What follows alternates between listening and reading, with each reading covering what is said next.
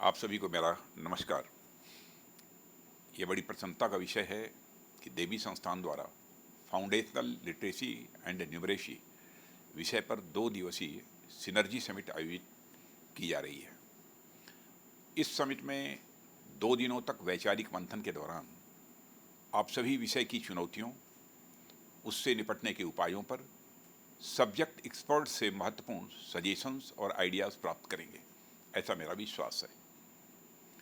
इसके लिए मैं देवी संस्थान परिवार के सभी सदस्यों, परिवार की मुखिया सुश्री सुनीता गांधी जी और इस आयोजन से जुड़े समस्त लोगों को अपनी हार्दिक बधाई और शुभकामनाएं देता हूं। जब मुझे पता चला कि सुश्री गांधी शिक्षा के क्षेत्र में ऐसे प्रयास कर रही हैं तो मुझे व्यक्तिगत रूप से बेहद खुशी हुई। आपके पिताजी श्री जगदीश गांधी जी से मेरा पुराना परिचय रहा है। Shri Jagdish ji Gandhi famous city Montessori school का संचालन करते हैं जो मेरी कॉन्स्टिट्यूंसी लखनऊ में है। उनकी मेहनत, लगन और कर्मठता ने इस स्कूल को केवल लखनऊ ही नहीं बल्कि पूरे देश का एक गौरवशाली संस्थान और ब्रांड बना दिया है। उन्हीं के आदर्शों और संस्कारों को आप नई ऊंचाइयों पर ले जा रही हैं, इसके लिए आप बधाई की पात्र हैं। साथियों, शिक्षा को लेकर होने वाले इस तरह के आयोजनों को मैं एक निवेश की तरह देखता हूँ, इन्वेस्टमेंट की तरह देखता हूँ, जो रिटर्न के रूप में आने वाले समय में शिक्षा की बेहतरी का मार्ग प्रशस्त करते हैं। एक पुरानी कहावत है कि यदि जीवन संवारना है तो व्यवसाय में निवेश करना चाहिए, पर पीढ़ियाँ संवारनी है तो शिक्षा में निवेश करना चाहिए। निवेश का अर्थ केवल आर्थिक निवेश ही नहीं होता है, बल्कि समाज के अनेक क्षेत्रों से लोग जब किसी विषय पर विचार विमर्श करते हैं, नए नए इंसाइट्स प्रदान करते हैं और भविष्य की रूपरेखा तैयार करते हैं, तो वह भी एक निवेश ही है। ऐसे में समाज के विभिन्न क्षेत्रों से आप सभी प्रबुद्ध लोगों द्वारा सम्मिलित रूप से किया जा रहा यह निवेश भविष्य की दृष्टि से निश्चित ही अत्यंत महत्वपूर्ण है। साथियों, आप सभी ने इस सिनर्जी समिट की जो थीम रखी है, यानी a paradigm shift in FLN, how to make India foundationally literate and numerate in months not years, निश्चित ही आज के समय में बड़ा रिलेवेंट है। फाउंडेशनल लिटरेसी एक क्यू ह्यूमन राइट है। यह इंडिविजुअल से लेकर सोशल, नेशनल और इंटरनेशनल लेवल तक सोशियो इकोनॉमिक ट्रांसफॉर्मेशन के सबसे महत्वपूर्ण एलिमेंट में से एक है। पब्लिक हेल्थ हो अथवा एम्प्लॉयमेंट अपॉर्चुनिटीज़, सोशल इक्वलिटी हो अथवा सिविक पार्टिसिपेशन, हर क्षेत्र में लिटरेसी पहली आवश्यकता है।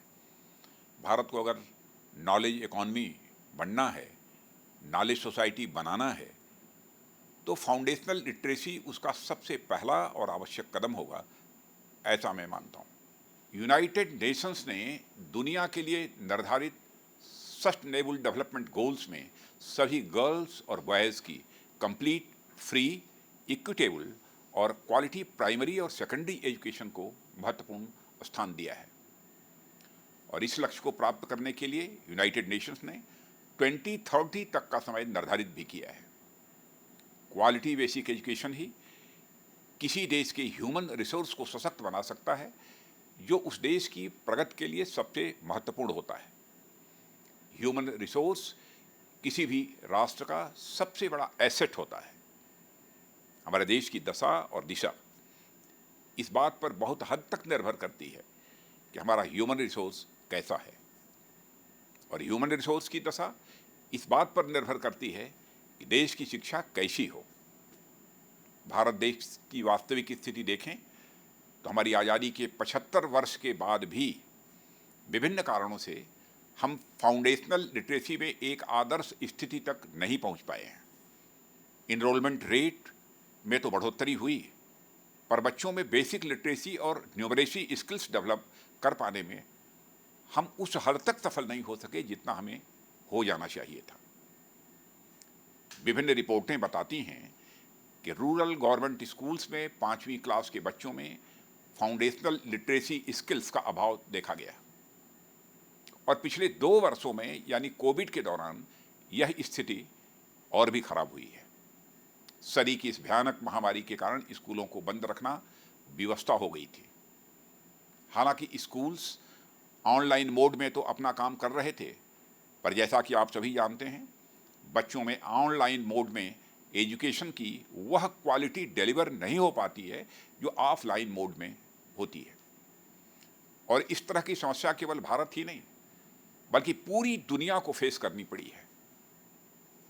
ऐसे में साथियों, शिक्षा के क्षेत्र में आज एक कठिन परिस्थिति बनी है जिससे हमें निपटने की जरूरत है। हमें ऐसे प्रयासों की जरूरत है जो फाउंडेशनल लिटरेसी को न केवल प्री पैंडेमिक स्थिति में बल्कि उससे कहीं ऊपर हमें पहुंचा सकें।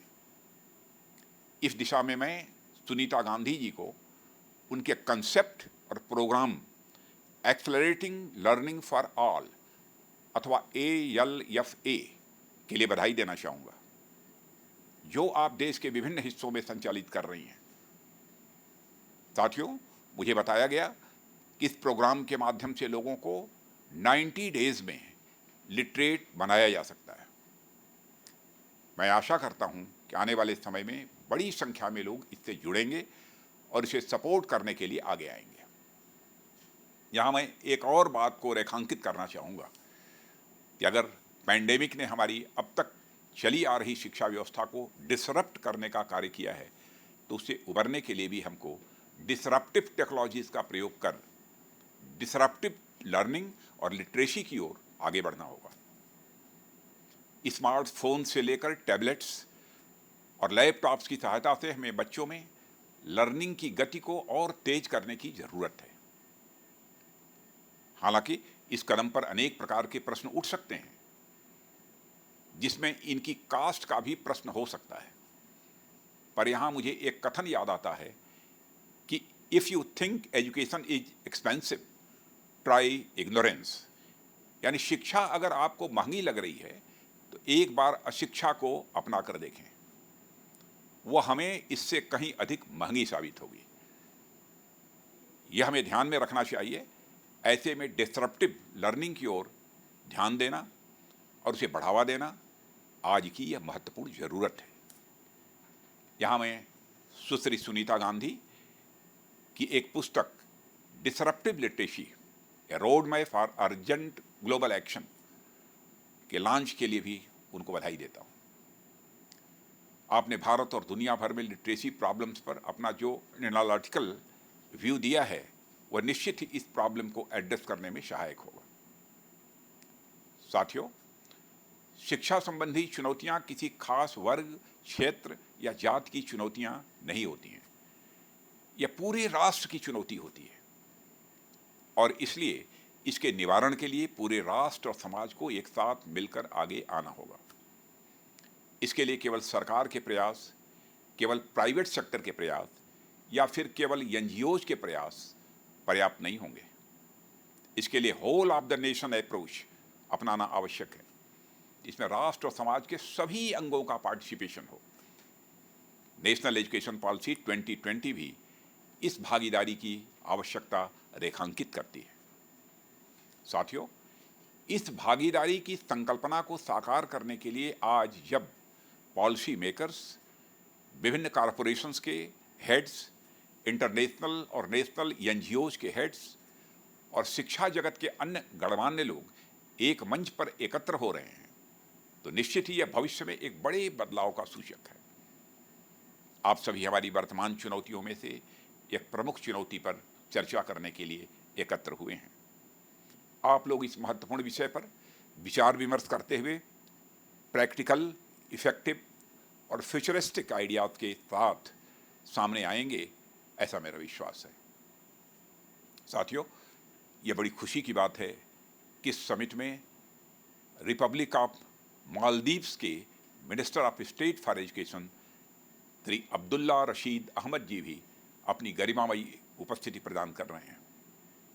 इनकी प्रेजेंस निश्चित ही समिट को लाभान्वित करेगी और इनके अनुभवों से लाभ लेते हुए यह संस्थान और भी महत्वपूर्ण कार्य करने की ओर आगे बढ़ेगा। मैं आप सभी को इस समिट की सफलता की शुभकामनाएं देता हूं। मैं आप सभी के भविष्य में प्रयासों की सफलता की शुभकामनाएं देते हुए यहीं पर अपना निवेदन समाप्त करता हूं। आप सबको बहुत बहुत धन्यवाद। जय हिंद।